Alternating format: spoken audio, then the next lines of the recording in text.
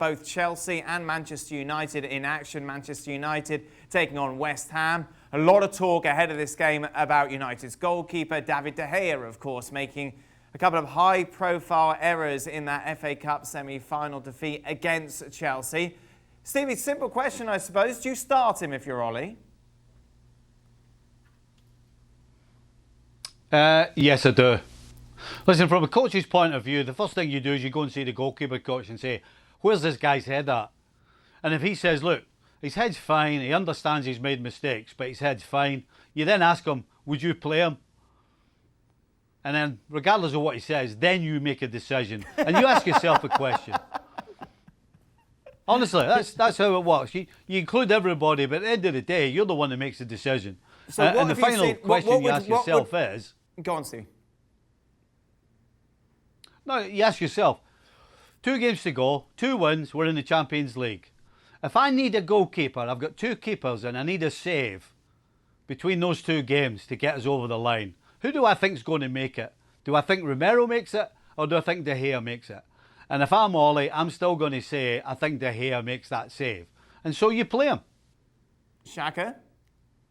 I agree. You play David de Gea because he's has been your number 1 throughout. And even though I thought it was a poor choice to swap Romero and De Gea for the Cup semi-final, I think you have to stick with who's been your preferred number 1.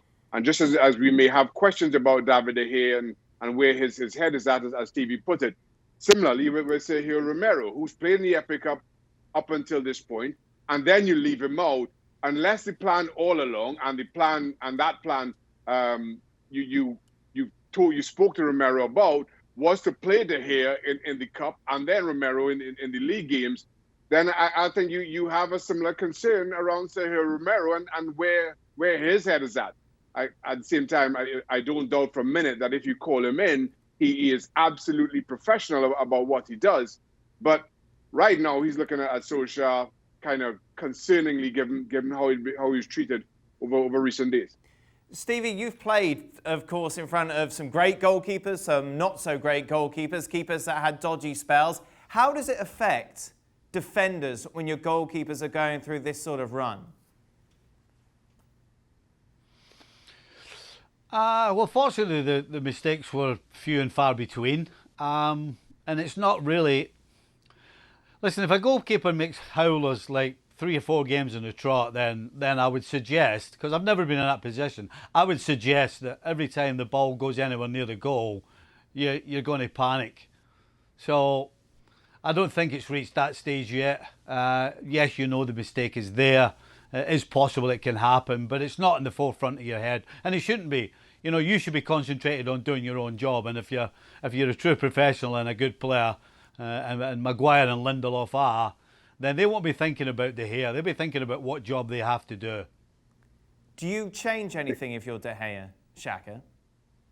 If you're David De Gea, no. But just to speak on your previous question about how it affects defenders, I think when goalkeepers are going through bad patches or hard games like David De Gea does, the natural reaction of defenders is to play a little bit deeper, to protect the goalkeeper a little bit more. You don't get as far as advanced as you normally do. I think that's just the natural reaction. The challenge to that for Manchester United and the way they play, particularly against West Ham, United have been pressing higher up the park.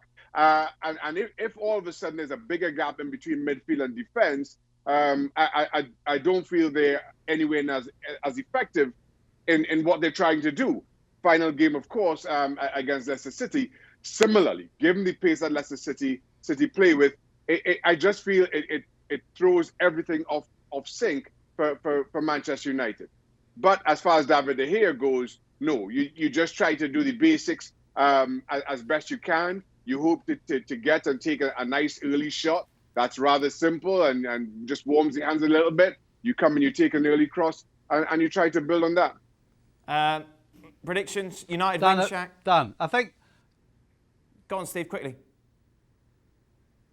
No, I think if you make the change for this next game, I think you're causing a problem. Right. You know, I think you're going to throw something into the mix that's going to upset everybody. So I think the smart thing is brush it aside, play De Gea, and then let it go to bed. United wins, Stevie. Yeah, United wins. United win, Shaq? Yeah, David de Gea starts, United win 2-0. Thanks so much for watching ESPN on YouTube. And for more sports highlights and analysis, be sure to download the ESPN app. And for premium content and live streaming, subscribe to ESPN+.